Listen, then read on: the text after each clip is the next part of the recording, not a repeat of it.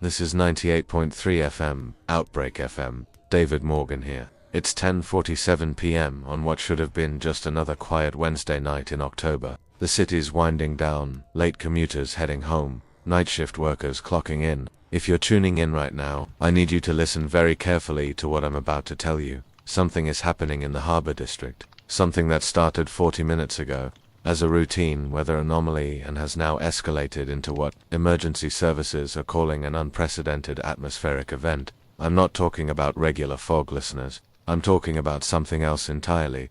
Sarah just handed me the first reports. They're unsettling. At 10:03 p.m., the National Weather Service recorded a sudden and unexplained drop in temperature across the coastal areas. We're talking about a 15-degree plunge in less than 3 minutes. No storm system, no cold front, nothing on radar to explain it. And then the fog appeared. Witnesses describe it as rolling in from the ocean, but not like normal fog. This moved fast, like a living wall of grey mist, dense enough that drivers reported losing visibility within seconds. Traffic cameras on Harbor Bridge captured the moment it hit. 1 second, you can see the city lights reflected on the water. The next second, everything's gone. Just this thick, churning grey mass swallowing everything in its path. Coast Guard stationed at Pier 9 made the first emergency call. They reported that the fog had engulfed their entire station within 90 seconds of first sighting. Their exact words were, and I'm reading directly from the transcript here, visibility 0, temperature dropping, can't see 3 feet ahead. Something's wrong with the air. The line went dead 40 seconds later. Let me repeat that. The Coast Guard station went silent 40 seconds after reporting the fog. We've tried calling them back. No response. Their radio is offline. Their emergency beacon is offline. It's like the entire station just vanished into that fog. 10:52 p.m. now. The fog has moved inland. It's already covered 12 city blocks from the waterfront, and it's still spreading. Traffic cameras are going dark one by one as it advances. The last functioning camera on Harbor Street captured something before it failed. I'm looking at the footage right now on our monitor. The fog isn't just thick, it's moving in these patterns, like currents in water, swirling and eddying. But fog doesn't move like that. Fog drifts. This is different. Sarah's on the phone with the fire department. They've received 17 emergency calls in the last 8 minutes, all from the Harbor District, all reporting the same thing. People caught in the fog are experiencing severe respiratory distress, burning sensation in the throat and lungs, difficulty breathing, disorientation. 2 ambulances were dispatched, but we've lost contact with both units after they entered the affected zone. This is David Morgan on Outbreak FM, and I'm telling you right now, if you live anywhere near the Harbor District, if you can see fog approaching your location, get inside immediately. Seal your windows and doors. Do not go outside. Do not attempt to investigate. The authorities are setting up a perimeter, but until we understand what we're dealing with, your safety depends on staying away from this fog. We're staying on air. We're monitoring every channel, every emergency frequency, every report coming through. Something is very wrong in our city tonight, and you deserve to know what's happening. Stay with us. 11:01 p.m. The fog has now covered approximately 30 city blocks. The spread rate is accelerating. Initial estimates suggested it was moving at roughly 2 blocks every 10 minutes. But in the last 15 minutes, it's doubled that speed. Sarah's mapping the progression on our wall monitor, and the pattern is concerning. It's not spreading uniformly. It's following the streets, moving through the urban corridors like it's being channeled or directed. Emergency management has activated the city's emergency BROADCAST system. You should be hearing alerts on all local stations. But we're staying with continuous coverage because the official reports aren't telling you everything. They're calling it a hazardous fog event and advising people to stay indoors. They're not telling you about the Coast Guard station. They're not telling you about the ambulances. They're not telling you about what people are reporting when they call 911. From inside the fog zone, I have those call logs in front of me. Sarah pulled them from her contact at dispatch. The calls start normally enough. There's fog outside. I can't see my car in the driveway. Standard fog complaints. But then the calls change. The fog is getting into my house. I sealed the windows. But it's coming through the vents. I can taste something metallic. My eyes are burning, and then the calls get worse. One caller, a woman on Harbor Street, reported that her neighbor came to her door asking for help. She said the neighbor looked pale, disoriented, kept touching his throat like he couldn't swallow properly. The woman tried to help him, brought him inside. 30 seconds later, she's screaming into the phone that something's wrong with him. that he's not breathing right, that his skin feels cold. The call ends with her screaming. Multiple callers reporting similar incidents. People caught in the fog making it to houses or buildings, appearing to be in severe medical distress, and then deteriorating rapidly. The word deteriorating doesn't even cover it. These aren't descriptions of people having respiratory problems. These are descriptions of people changing.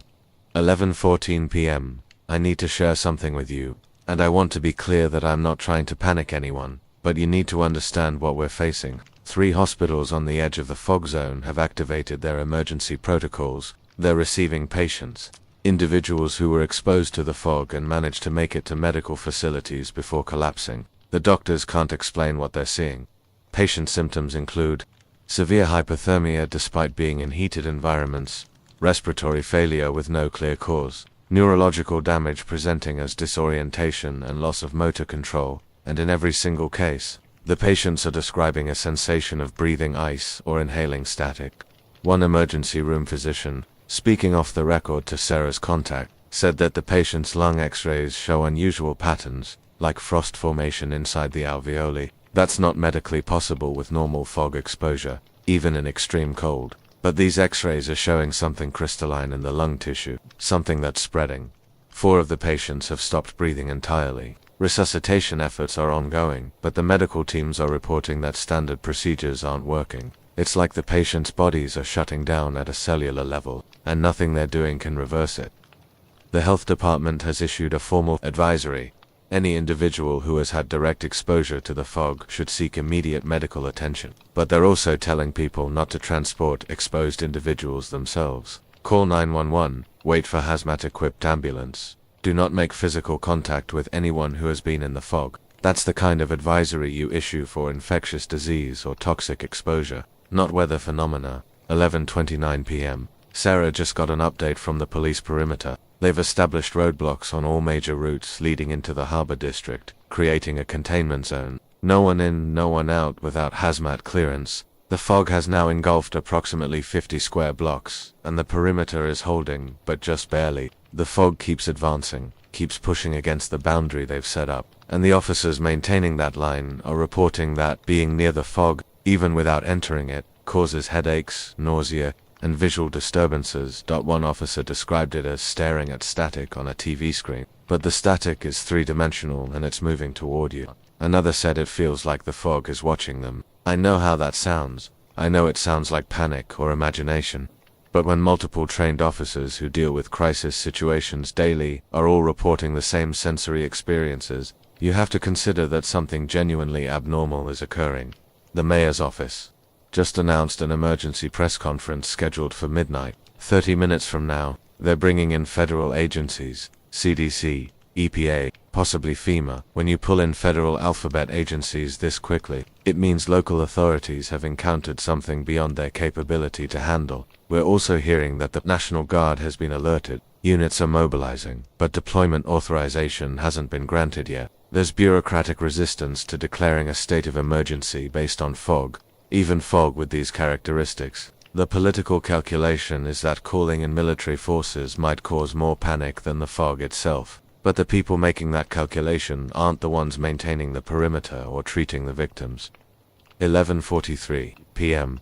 I'm looking at social media right now, and videos are starting to circulate from inside the fog zone. Most of them are short, 10 to 15 seconds, recorded on phones before the devices died or were dropped. The footage is disturbing. You see the fog, this roiling gray mass, and within it, you can sometimes make out shapes. Not clear shapes, just darker regions in the mist, moving in ways that don't match air currents or wind patterns. One video, recorded from a third-floor apartment window, shows the street below completely obscured by fog. But about 8 seconds into the footage, you see a figure emerge from the fog bank. The person is stumbling, moving like they can't quite control their legs. And even through the distortion of the fog, you can see that something is wrong with them. They collapse onto the sidewalk, and the fog rolls over them, and they're gone, just absorbed back into that gray mass. Sarah's trying to verify these videos, checking timestamps and location data, but the sheer volume of footage appearing online makes it impossible to authenticate everything. What we can confirm is that the videos are coming from inside the restricted zone, which means people are still trapped in there, still trying to document what's happening, still hoping someone will see and understand the common thread in all the footage. The fog is not behaving like fog should behave. It moves with purpose. It responds to presence. When people move away from it, it advances faster. When they stand still, it surrounds them slowly, almost deliberately. I'm using words like purpose and deliberately, and I know those aren't scientific terms, but I don't have scientific terms for what I'm seeing on these screens. 11:47 p.m. Breaking development. Sarah just received a call from Dr. Helen Vance at Memorial Hospital, one of the facilities treating fog exposure victims. Dr. Vance is the head of their emergency department, been working off for 23 years, and she says in all that time she has never encountered anything like what she's seeing tonight. The patients who were brought in during the first wave, the ones suffering from respiratory distress and hypothermia, they're not improving, despite aggressive treatment. Despite being in controlled environments with pure oxygen and thermal regulation, their conditions are worsening, and it's happening in a pattern. Dr. Vance describes it as stages. Stage 1, patient arrives with breathing difficulty, reports metallic taste, complains of cold sensation throughout body, vitals show decreased core temperature, elevated heart rate, abnormal lung sounds. Treatment begins. This stage lasts approximately 15 to 20 minutes. Stage 2, patient's skin begins to take on a grayish pallor, not cyanosis from oxygen deprivation. Something else. The skin appears to be losing pigmentation, turning this dull gray color that Dr. Vance says looks almost like the fog itself. Temperature continues to drop despite warming measures. Pupils dilate and become unresponsive to light. Patient experiences increasing disorientation, can't answer basic questions, doesn't recognize family members or medical staff. This stage lasts 10 to 15 minutes. Stage 3, this is where it gets worse. The patient's breathing becomes shallow and irregular. But here's the disturbing part. When medical staff try to intubate, try to insert breathing tubes, they find unusual resistance. The trachea and bronchial passages have become lined with a crystalline substance, like ice but not ice, something that's forming inside the patient's airways and blocking air exchange. Attempts to clear the substance fail because it's integrated into the tissue itself. It's not coating the lungs, it's replacing them. Dr. Vance has lost 3 patients tonight. All 3 progressed through these stages, despite maximum intervention. The time from arrival to death, 45 minutes to an hour, and here's what's keeping her up at night. What she called Sarah specifically to report. The bodies aren't decomposing normally. They're not decomposing at all. They're staying cold, maintaining that gray color. And the crystalline substance in their lungs is still present, still spreading through the tissue even after cardiac arrest. She's requesting immediate support from infectious disease specialists, toxicologists, anyone with expertise in unusual pathogenic exposure. But she's also requesting something else. Authorization to quarantine the bodies in isolated containment because she's not convinced that whatever killed these patients is done with. Them 12:02 am. The mayor's press conference just started. I'm listening to the audio feed while Sarah monitors emergency channels. Mayor Richard Castellano is at the podium, flanked by the police chief, fire chief, and several individuals in federal agency jackets. CDC, EPA, and someone from an organization I don't recognize. Just letters, USAMRID. Sarah's looking it up now. The mayor's opening statement is carefully worded. He acknowledges an atmospheric anomaly in the Harbor District, confirms that emergency protocols are active, and assures the public that all available resources are being deployed to understand and contain the situation. He's not mentioning the deaths. He's not mentioning the spreading pattern. He's definitely not mentioning what Dr. Vance just told us about the stages of deterioration. The CDC representative, Dr. James Reeves, steps up. He explains that preliminary air quality samples taken from the periphery of the fog zone show unusual chemical composition, high concentrations of particulate matter, abnormal atmospheric pressure readings, and trace amounts of compounds that their field analyzers can't identify. They're treating it as a potential hazmat scenario, until they can determine the exact nature of the contamination. Someone from the press corps asks about casualties. The police chief fields that question. He confirms 4 deaths, all individuals who had direct exposure to the fog before emergency protocols were established. He does not mention Dr. Vance's 3 additional deaths at Memorial Hospital. Either they don't know, or they're choosing not to disclose. Neither option is comforting. Another question. How far has the fog spread? The fire chief brings up a map on the display screen behind them. The red zone, representing complete fog coverage, now encompasses 72 city blocks. The yellow zone, areas experiencing peripheral effects and light fog intrusion, adds another 30 blocks. Over 100 blocks affected, and the expansion shows no signs of slowing.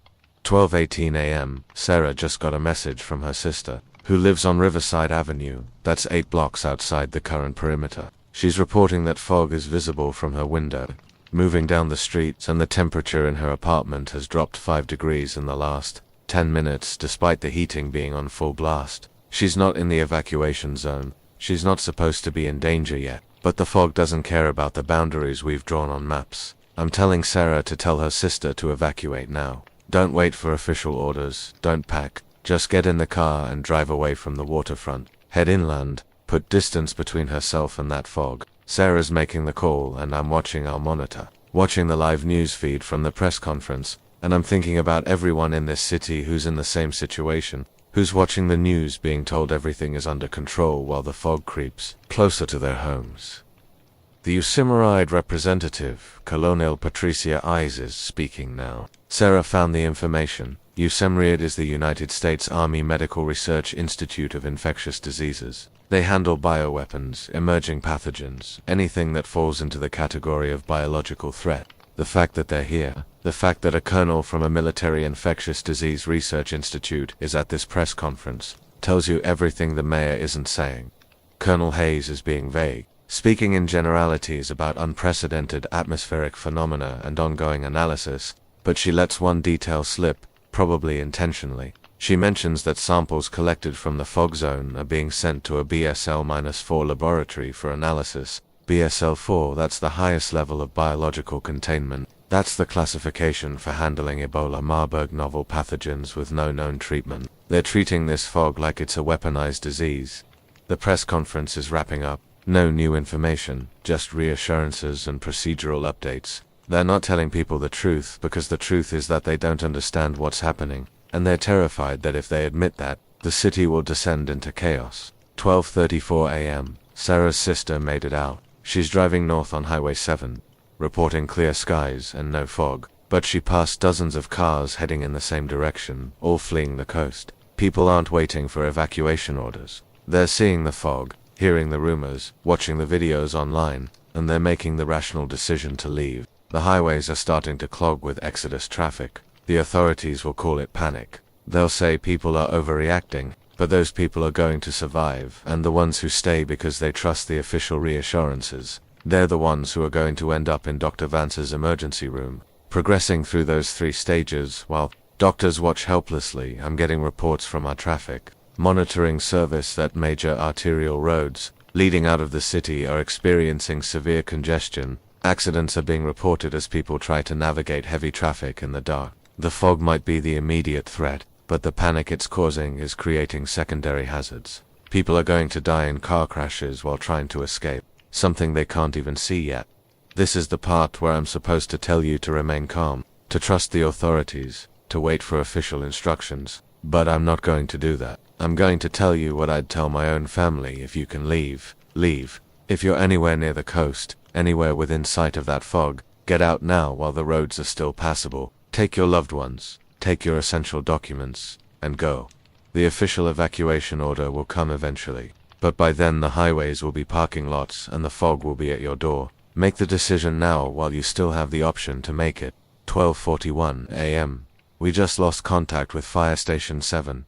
They're located on the edge of the fog zone. Been maintaining communications throughout the crisis, providing real-time updates on fog movement and local conditions. Their last transmission, received at 12:38, reported that fog was entering the station through the vehicle bay doors, despite attempts to seal them. The firefighters were initiating emergency evacuation procedures. That was 3 minutes ago. Multiple attempts to raise them on radio, no response. Their emergency beacon, inactive. They're building security cameras offline. Another facility, another group of trained emergency responders, swallowed by that grey wall. How many people are in there? Sarah's checking the roster. Fire Station 7 typically runs with a crew of 8 during night shifts. 8 firefighters who were doing their jobs, maintaining their post, trying to help others, and now they're gone. Just gone. And we don't know if they made it out, if they're trapped, or if they're experiencing those stages Dr. Vance described. This is Outbreak FM, 98.3 on your dial, And I'm not going to sugarcoat this for you anymore. We're facing something that we don't understand, something that's taking people faster than we can help them, and the fog is still spreading. Every minute, it claims more territory. Every hour, more people are caught in it. Emergency services are overwhelmed. Hospitals are at capacity. The perimeter is collapsing. And somewhere in that fog, in those 70+ blocks of grey emptiness, there are people still alive, still trapped, still hoping someone will come for them, but no one's going in. Not yet, because everyone who's gone into that fog hasn't come back out. 12:47 a.m. Sarah's monitoring the police scanners, and she just picked up something that made her pause the recording and play it back for me. A patrol unit on the northwest perimeter, Officers Ramirez and Chen, reported seeing movement inside the fog, not the shambling, disoriented movement we've heard about from earlier reports. Coordinated movement, multiple figures, moving in formation like they were searching for something. The officers observed for approximately 2 minutes before the figures disappeared back into the deeper fog. In their report, Officer Ramirez described the individuals as moving with purpose but not with urgency, and noted that they appeared to be unaffected by the conditions that have incapacitated other victims. No respiratory distress, no stumbling, no apparent hypothermia, just calm, deliberate movement through an environment that should be killing them. The dispatch operator asked for clarification. Were these potential survivors in need of rescue? Officer Ramirez's response is what got Sarah's attention. Negative on rescue. Movement pattern suggests they're looking for something. Advise extreme caution. These individuals are not behaving like victims. What does that mean? What are they looking for? And why would people who've been exposed to the fog long enough to be moving around inside it not be showing the same symptoms as every other victim? Unless the fog affects different people differently, or unless prolonged exposure leads to something other than death. 12:53 a.m. Dr. Vance is calling again. Memorial Hospital is now in crisis mode. They've received 8 more fog exposure cases in the last 15 minutes, and their isolation capacity is exceeded. They're setting up emergency containment in the packing garage, converting it into a makeshift triage area with plastic sheeting and portable HEPA filtration units. It's nowhere near adequate for the level of contamination they're dealing with, but they're out of options. The new patients are presenting differently than the earlier cases. These individuals were exposed more recently, caught at the current edge of the fog expansion rather than in the initial zone. Their progression through the stages is slower, taking hours instead of minutes, which suggests that either the fog's potency decreases with distance from the source, or the victims' bodies are adapting, fighting back against whatever is causing the deterioration. But Dr. Vance has a third theory, one that she's hesitant to voice but feels obligated to share. She thinks the fog might be selective, choosing who deteriorates rapidly and who lingers in the early stages. Based on what criteria, she can't say. Age doesn't seem to be a factor. Gender, ethnicity, pre-existing health conditions, none of the usual variables explain the pattern. It's almost random, except Dr. Vance doesn't believe in random when it comes to biological processes. Everything has a logic, she tells Sarah over the phone. We just haven't found this one's logic yet. 1:07 a.m. I need to tell you about what's happening on social media, because it's creating an entirely separate crisis alongside the fog itself. Misinformation is spreading faster than the fog. Videos are being edited, timestamps altered, fake official statements circulated. Someone posted a video claiming to show victims of the fog rising from hospital beds and attacking staff. The video is from a horror movie, poorly edited to look like security footage. It's been shared 40,000 times in the last hour. Another post, supposedly from a CDC insider, claims the fog is a biological weapon released by a foreign nation, and that the government is covering up an act of war. No evidence, no source, just fear-mongering conspiracy theory. 60,000 shares and climbing. The problem is that, mixed in with all the fake content, there are real videos, real testimonies, real evidence of what's happening, and people can't tell the difference anymore. They're seeing genuine footage of the fog's behavior, seeing legitimate reports of victim deterioration, and lumping it all together with the fabricated nonsense. The truth becomes indistinguishable from fiction, and trust in any information source, including us, erodes. I'm sitting here in this studio, trying to provide accurate reporting, trying to give people information they can use to protect themselves, and I'm competing with an avalanche of lies and manipulation. It's exhausting, it's infuriating, and it's dangerous because when people can't trust any source, they stop listening to warnings that might save their lives.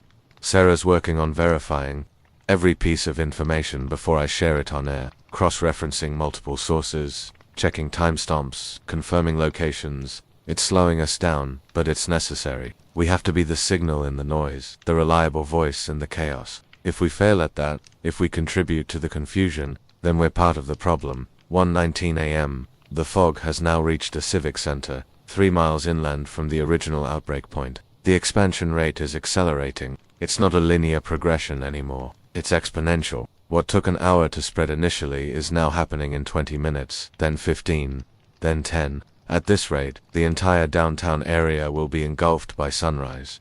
Emergency management has issued a mandatory evacuation order for all residents within the expanded perimeter. That's approximately 40,000 people who now have to leave their homes in the middle of the night, most of whom have been watching this situation develop and are already terrified. The evacuation routes are predetermined, marked on maps distributed through the emergency alert system, but the roads are clogged, traffic is at a standstill, and people are abandoning their vehicles to flee on foot.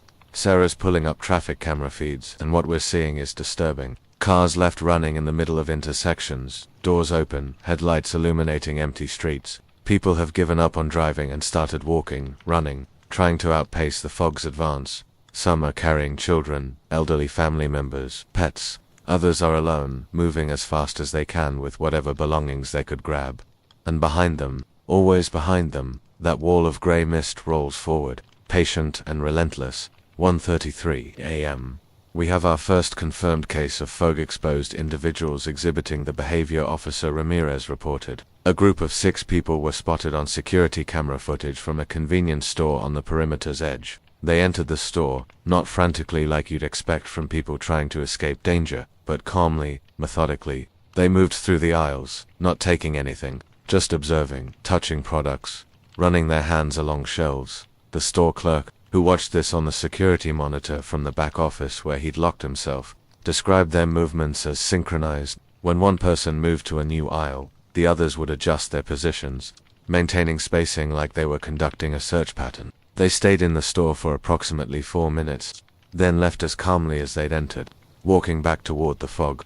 The clerk waited until they were gone, then fled the building. The security footage is time-stamped and authentic. Sarah's verified it. We're looking at people who have been in the fog, who should be dead or dying based on everything we know about exposure effects, and they're moving with coordination and apparent purpose. This contradicts every medical report we've received. It suggests that there's more happening in that fog than just environmental contamination. What if the fog isn't just killing people? What if it's changing them? 1:46 a.m. Memorial Hospital has stopped accepting new patients. Dr. Vance made the call 15 minutes ago. They're over capacity, understaffed, running low on critical supplies, and unable to provide adequate care for the cases they already have. She's redirecting ambulances to facilities further from the fog zone, hospitals that haven't been overwhelmed yet, buying them maybe an hour before those facilities are swamped too. The patients currently in Memorial's care are being monitored, but Dr. Vance admits they're in observation mode rather than treatment mode.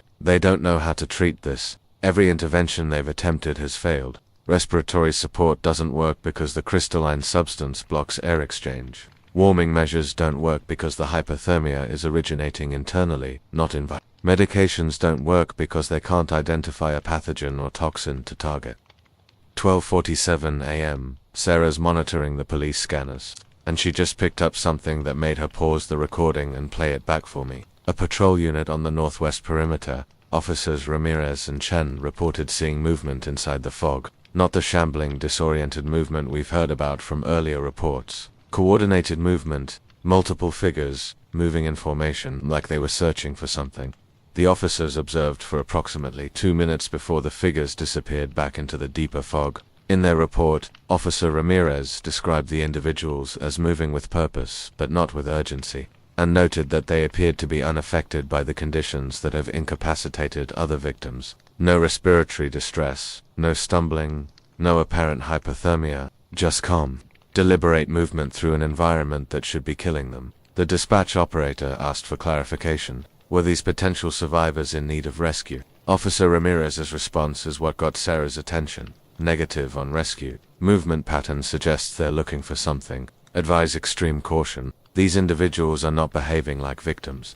What does that mean? What are they looking for? And why would people who've been exposed to the fog long enough to be moving around inside it not be showing the same symptoms as every other victim? Unless the fog affects different people differently, or unless prolonged exposure leads to something other than death. 12:53 a.m.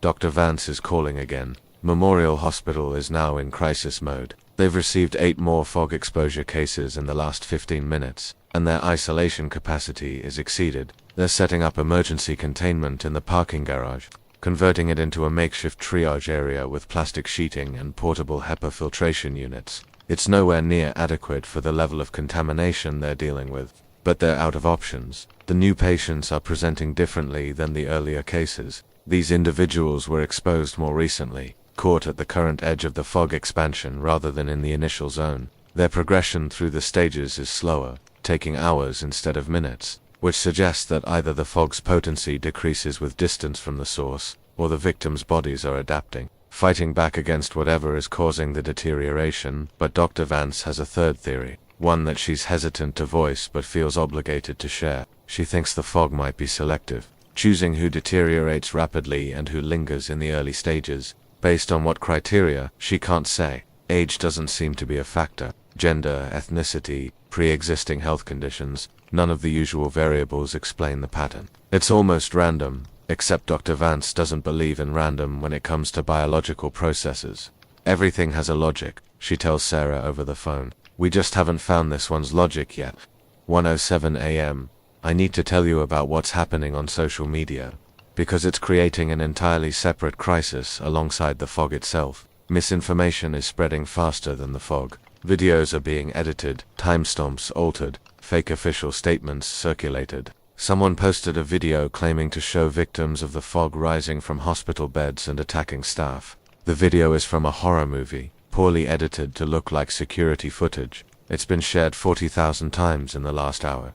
Another post, supposedly from a CDC insider, claims the fog is a biological weapon released by a foreign nation, and that the government is covering up an act of war. No evidence, no source, just fear-mongering conspiracy theory. 60,000 shares and climbing.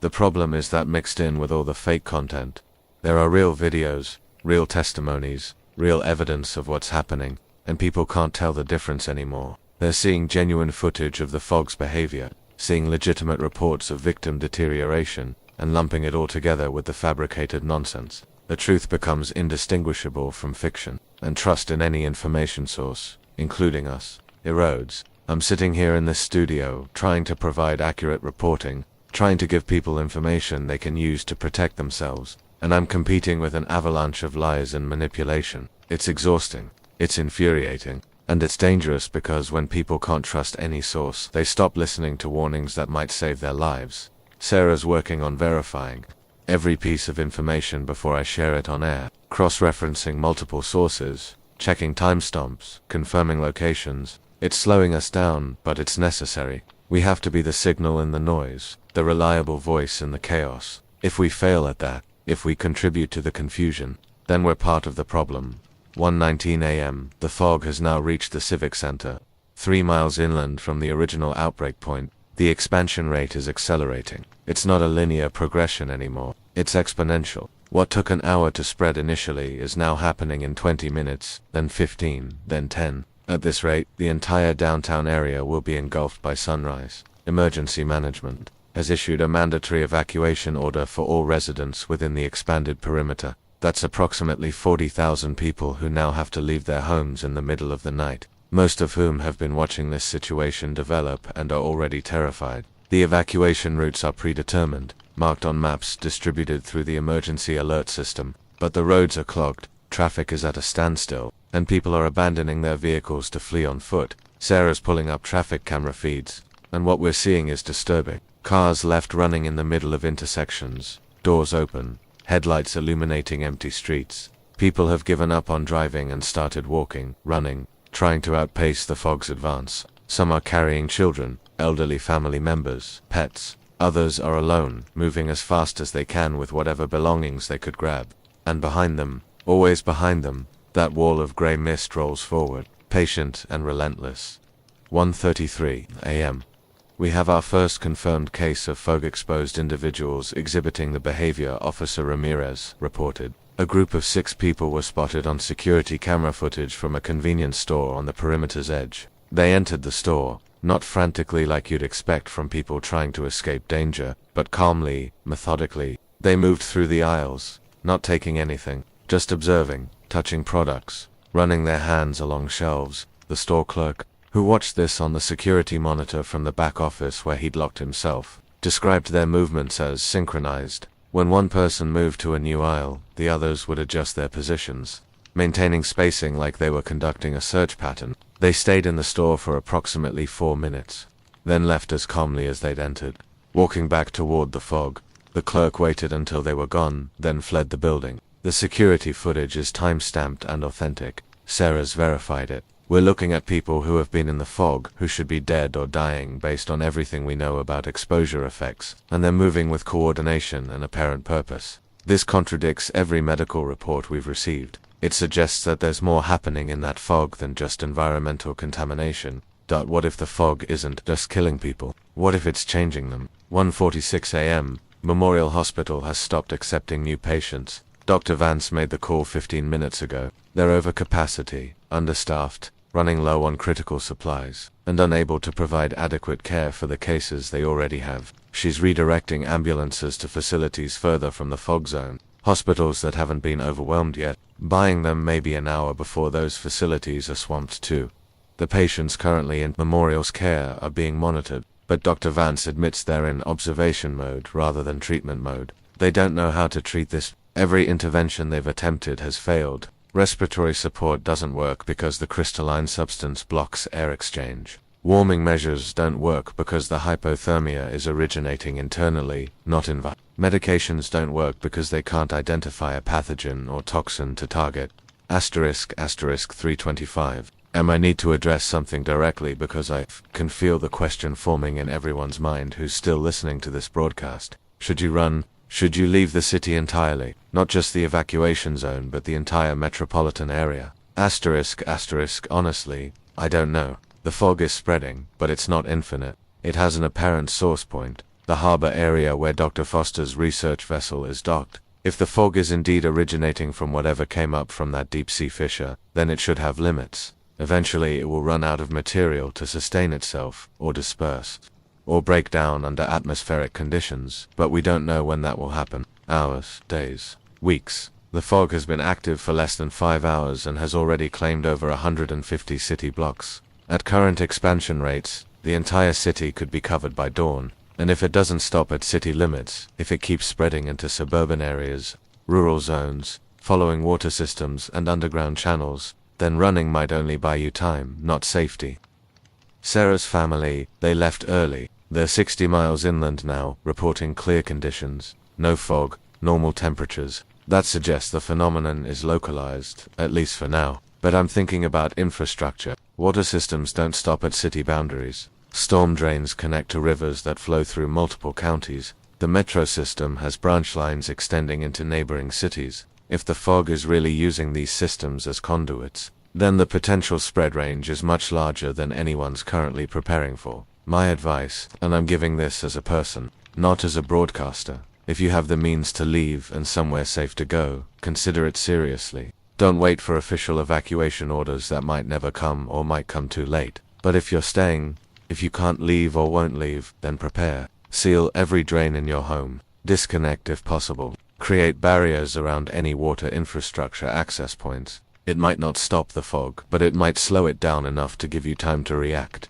3:41 a.m. We're getting reports from the containment perimeter, and the situation is escalating in ways no one predicted. Groups of transformed individuals are approaching the military line, not scattered individuals wandering aimlessly, but organized groups, 10 to 15 people moving together, emerging from the fog with apparent purpose. The National Guard observers describe them as moving in formation, maintaining spacing between groups, stopping at a distance from the containment barriers. They're not attacking, they're not even approaching aggressively, they're just standing there, at the edge of visibility, watching the soldiers, like they're observing, learning, studying the response.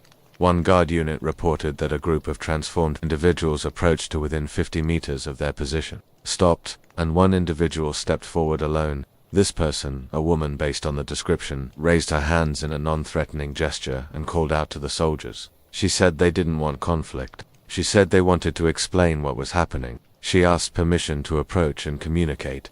The guard commander on site followed protocol. He ordered the woman to stop, to stay where she was, and warned that any further advance would be met with force. The woman complied. She stood there, hands raised, and spoke loudly enough for the soldiers to hear her clearly, despite the distance. She said the fog was not an attack, it was an emergence, something that had been dormant in the deep ocean, possibly for millennia.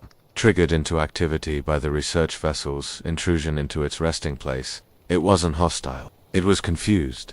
It found itself in an alien environment, the surface world, where the conditions were wrong. The atmosphere was toxic to it, and the dominant life forms were incompatible with its existence, so it adapted. It began transforming the environment to make it survivable. The fog is its attempt to create a habitable zone, and the transformations it's causing in humans. That's not aggression. That's an attempt at communication, at integration. It's trying to make us compatible with the new environment it's creating, trying to bridge the gap between its biochemistry and ours. The woman said that those who have transformed don't feel pain anymore, don't feel fear. They can see things they couldn't see before, understand patterns in the fog's movement, sense the presence of others who've undergone the change. She said it's like waking up from a dream, seeing reality clearly for the first time. And she said they want others to understand, to stop fighting, to accept the transformation and join them in this new state of existence. The guard commander's response was to order his unit to prepare to fire if she advanced any closer.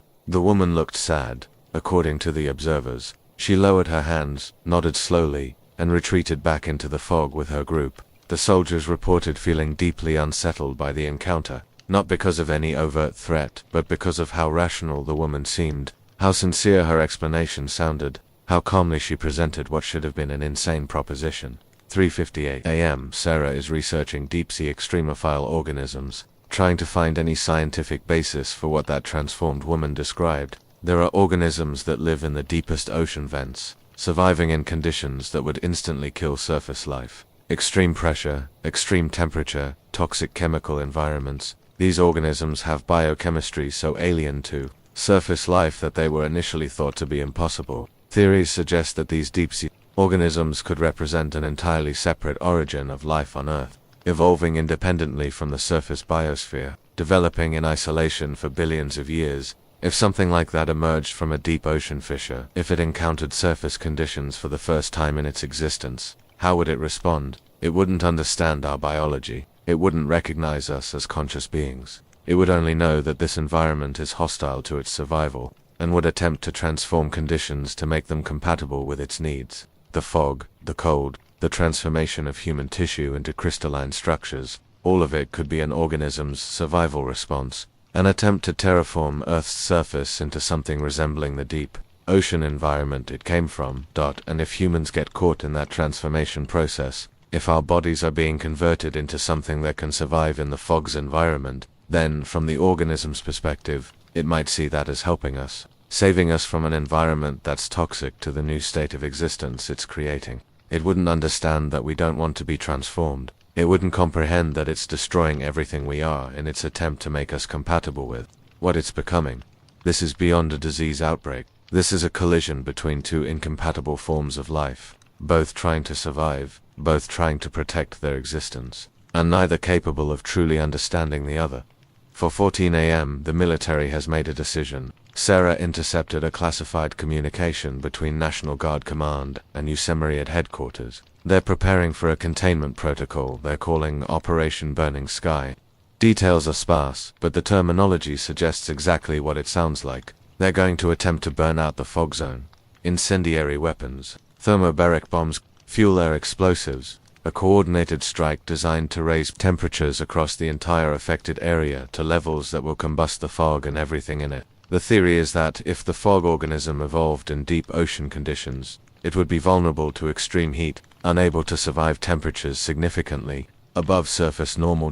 The operation is pending final authorization from Federal Command. Military legal experts are reviewing the proposal because it essentially means firebombing American city blocks with civilian populations still present. The official estimate is that between 2,000 and 5,000 people remain alive in the fog zone. either trapped in structures or already transformed. The operation would kill all of them, burn them alive along with the fog, sterilize the entire area through sustained heat exposure. The justification is mathematical. Sacrifice thousands to save millions. Let the harbor district burn to prevent the fog from spreading to the rest of the city, the suburbs, the surrounding region. It's strategic genocide, rationalized by scenario modeling that shows total urban collapse if the fog continues to expand unchecked. Sarah is physically ill. She's in the bathroom, and I can hear her crying. The thought of deliberately burning people alive, of turning a city district into an inferno to combat something we barely understand,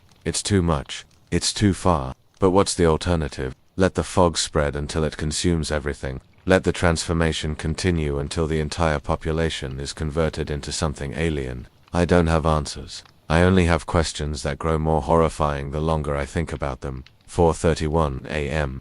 Dr. Foster is calling with new information. He's been analyzing the Prometheus research vessel's data logs, accessed remotely through their ship's networked systems. The deep-sea fissure they discovered wasn't natural, it was artificial. Someone or something had excavated into the ocean floor, creating a breach into subsurface layers that should have remained sealed. The camera footage from their submersible shows the fissure's edges. They're too smooth, too regular, to be geological. There are markings along the walls, patterns that might be structural reinforcement or might be something else entirely.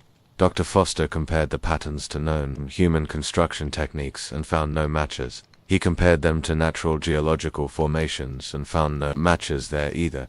Whatever created that fissure did so with purpose and precision, cutting through solid rock at 3,000 meters depth, opening a pathway from some deeper chamber or reservoir where this organism had been contained. The organism didn't escape accidentally. It was released, deliberately released or exposed by whoever excavated that fissure. The implications are staggering. If this was intentional, if some group or entity deliberately opened a passage to release this organism, then the fog outbreak isn't a natural disaster or an accident. It's an attack. Biological warfare using a weapon that no one knew existed until it was already spreading through our city.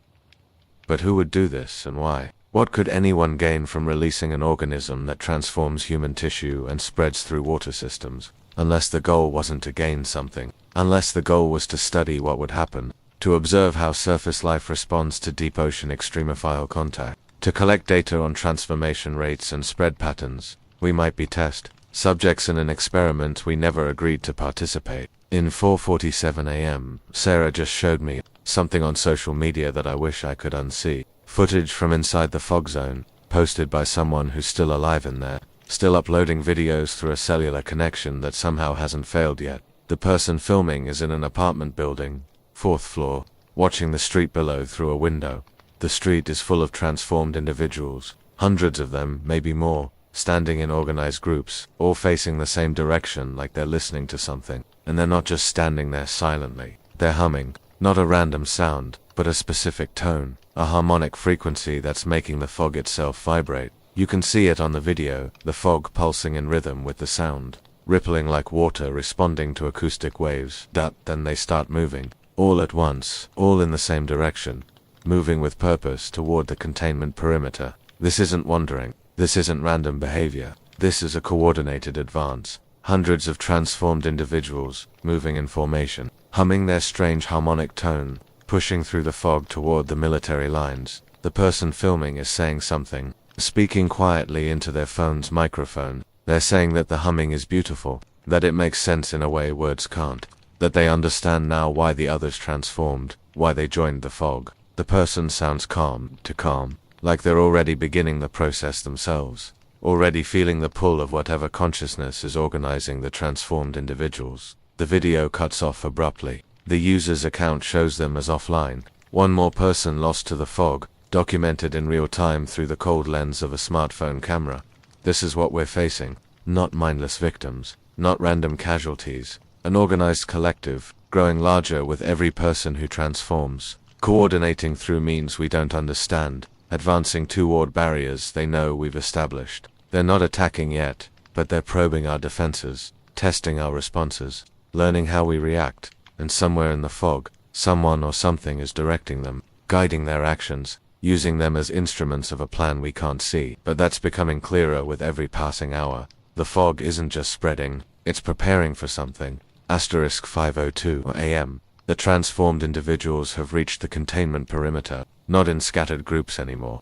In waves. Organized waves of hundreds of people, moving in synchronized patterns, approaching the military positions from multiple directions simultaneously. The National Guard is holding their fire, following standing orders not to engage unless directly threatened, but the soldiers are terrified. You can hear it in the radio transmissions Sarah's monitoring. One soldier is describing what he's seeing through his night vision scope. The transformed individuals are standing just outside effective weapon range, arranged in concentric circles around the perimeter, hundreds of them visible, probably thousands more hidden in the fog beyond. They're not threatening, they're not aggressive, they're just waiting, standing there in perfect formation like an army preparing for battle but making no move to engage, and they're all humming that same harmonic tone from the video. The sound is carrying across the distance, reaching the soldiers' positions, and the soldiers are reporting physiological effects, headaches, dizziness, visual distortions. Some are requesting permission to fall back, to retreat to secondary positions further from the sound.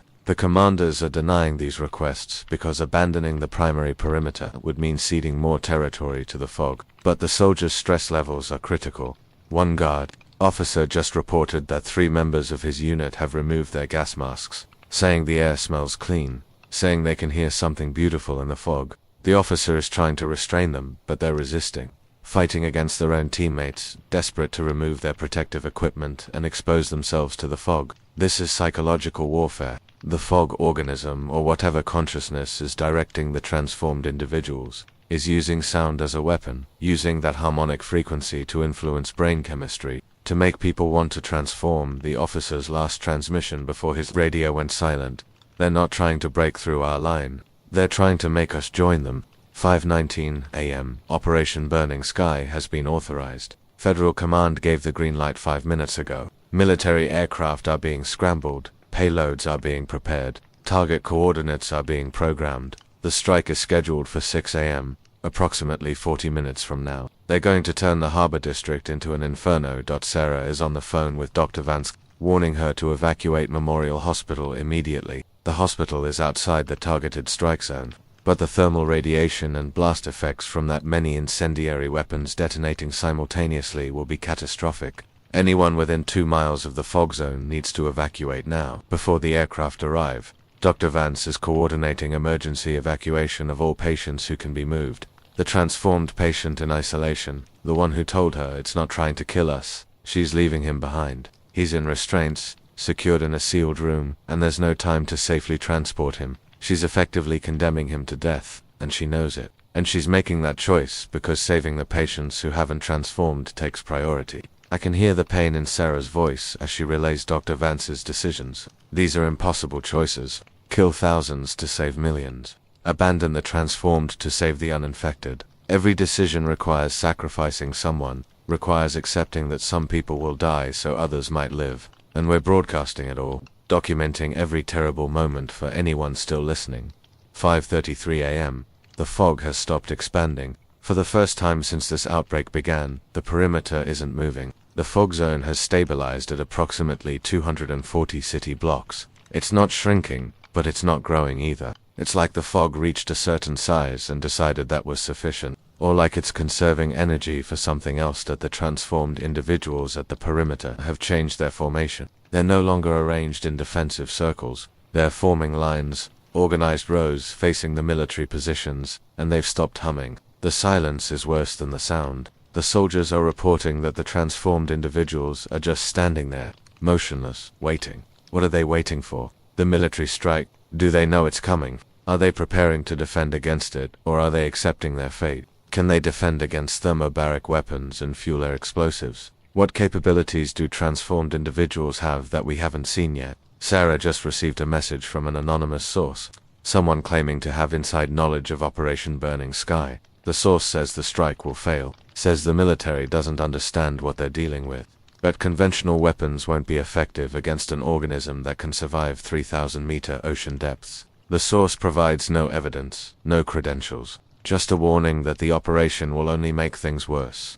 I don't know if the message is credible or just another conspiracy theorist adding noise to an already chaotic situation, but we're past the point of certainty. Everything we thought we knew has been wrong. Every assumption has been challenged. Maybe the source is right. Maybe the strike will fail. And then what? 5:51 a.m. 9 minutes until Operation Burning Sky begins. Sarah and I are watching multiple video feeds simultaneously. Military cameras from the perimeter showing the transformed individuals in their formation. News helicopter footage from outside the strike zone showing the fog bank like a grey wall cutting the city in half. And our own monitoring equipment showing atmospheric readings. Temperature fluctuations, electromagnetic anomalies. Everything is wrong. The atmospheric readings aren't making sense. Pressure is dropping inside the fog zone. Temperature is rising instead of falling. Electromagnetic spectrum shows unusual patterns like radio interference, but distributed across all frequencies. It's like the fog is changing its properties, preparing for something, adapting to the threat it knows is coming. Dr. Foster is calling one last time. He's reviewed all available data, everything we've collected throughout this crisis, and he's reached a conclusion he wanted to share before the strike begins. He thinks the fog organism isn't from Earth. Not in the sense of being extraterrestrial, but in the sense of being he thinks it might be a remnant of whatever existed before current terrestrial life evolved. Something that survived in the deep ocean, while everything on the surface changed and developed and became what we now call Earth's biosphere. This is Sarah Chen, continuing coverage on Outbreak FM, 98.3. David is resting after 8 hours on air, and I wanted to provide an update on developments that have occurred since he signed off this morning. First, the fog zone remains stable, no expansion detected in the past 6 hours. The perimeter is holding at 240 blocks, and atmospheric readings suggest the fog has reached some kind of equilibrium state. Whether this is permanent or temporary, we don't know. Second, the federal government has declared the Harbor District a Level 5 biohazard zone. All access is prohibited. The National Guard perimeter has been reinforced with additional units, and a no-fly zone extends 3 miles in all directions from the fog's edge. Anyone attempting to enter the zone will be detained indefinitely. Third, and this is important, Dr. Vance has reported 3 new cases of fog exposure at Memorial Hospital. These patients were not in the fog zone. They had no direct contact with the fog itself, but they did have contact with water that originated from the contaminated area. 1 patient drank tap water that passed through pipes running near the fog zone. 2 others showered in water from the city's main reservoir, which draws from the harbor watershed. All 3 patients are showing early-stage symptoms: gray skin discoloration, hypothermia, metallic taste in their mouths. They're in isolation now, being monitored closely, but the implications are terrifying. If the fog organism can contaminate water supplies even without direct fog contact, then the entire city's water infrastructure is compromised. Boil water advisories have been issued citywide, but boiling might not be enough if we're dealing with an organism this resilient. Fourth, scientists from the CDC and USEMRIAD have established a research facility 3 miles from the perimeter. They're analyzing fog samples, studying the transformed individuals who voluntarily approached the military line to communicate, trying to understand the organism's biology and identify any potential vulnerabilities. Dr. Foster is working with them, providing his oceanographic expertise. They're making progress, but progress is slow when you're studying something that defies every established model of biological science. Fifth, and perhaps most disturbing, several news organizations have received anonymous video files claiming to be recorded inside the fog zone within the past 2 hours. The videos show transformed individuals living in the fog, not just surviving, but thriving. They've established what looks like a community in there, organizing themselves, creating structures from materials they've scavenged from abandoned buildings. Some attending to newly transformed individuals, helping them through the transition stages, explaining what's happening to them. In one video, a transformed woman speaks directly to the camera. She identifies herself as Maria Castellano, the mayor's sister. She says she was caught in the initial outbreak, underwent transformation, and is now fully adapted to the fog environment. She describes it as liberating, says she doesn't feel cold anymore, doesn't feel pain, doesn't experience fear or anxiety. She says the fog has given her clarity, shown her patterns in reality that she never perceived before. Then she says something that's been replaying in my mind for the past hour. She says, "We're not victims, we're pioneers. We're becoming what humanity needs to be to survive what's coming. The fog isn't the end, it's preparation. And when you understand that, when you stop fighting and accept the transformation, you'll thank us for showing you the way." What does she mean? What's coming? What is the fog preparing us for? Are there more organisms like this one waiting in the deep ocean? Is this the first wave of a larger transformation event? Or is Maria Castellano's consciousness so altered by the transformation that she's generating meaning from patterns that don't actually exist? I don't know. Nobody knows. And that uncertainty is what makes this so terrifying. David will return to the broadcast in a few hours. Until then, I'll continue monitoring all channels, tracking every development, keeping you informed as this situation evolves. If you're in the metropolitan area, please follow all official advisories. Don't drink tap water without boiling it first. Stay away from the fog zone perimeter. And if you experience any symptoms, gray skin, unusual cold sensations, metallic taste, seek immediate medical attention. We're living through something unprecedented. Something that's challenging every assumption we held about biology, about consciousness, about what it means to be human. The fog has revealed that we're not alone on this planet, that there are forms of life we never imagined, dormant in places we've barely explored, waiting to emerge when conditions aligned on. Now they're here, among us, transforming us, creating something new from what we were.